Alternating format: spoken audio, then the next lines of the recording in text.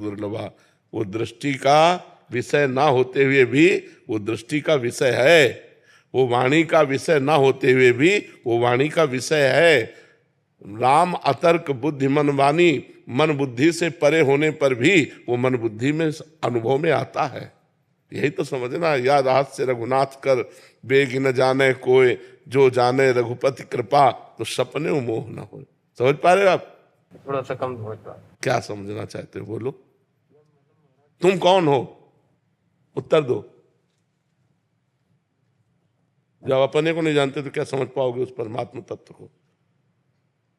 भाई समझ के लिए कुछ पावर चाहिए। आप में क्या पावर है इस समझने का? जो कह रहे हो कम समझ पा रहे हैं, तो आप में पावर क्या है समझने का? बुद्धि की पवित्रता किस ऊंचाई पर जो है साधु की बात को समझने की?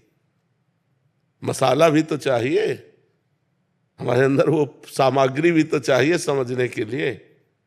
वो अतर्क होते हुए भी दृष्टिगोचर है, वो अनिर्वचनीय होते हुए भी उसका वचन होता है, उसका वर्णन होता है। ये 18 पुराण, ये वेद, ये शास्त्र, महात्मा जो गान कर रहे हैं, ये उसी सत्य स्वरूप परमात्मा का ही गान कर रहे हैं। पर वो अनंत महिमाशाली है। जैसे समुद्र में आप डुबकी लगाओ तो आप था नहीं पा सकते, पर समुद्र में डुबकी लगाई जा सकती है, और समुद्र को नापा नहीं जा सकता कि हम इतने लीटर समुद्र है। तो एक प्रकृति की रची हुई रचना भगवान की, जल, उसको नहीं नापा जा सकता। तो जिसने इस प्रकृति को बनाया उस परमात्मा को कैसे नापा जा सकता है? ये छोटी सी वाणी के द्वारा उसको संपूर्ण वर्णन कैसे किया जा सकता है? पर संपूर्ण वर्णन होता है, अगर ना होता तो अनुभव ही नहीं होता शिष्य जनों को, क्योंकि गुरु वाणी से ही तो वर्णन करता है। तो शिष्यों को अनुभव हो जाता है कि नहीं हो जाता?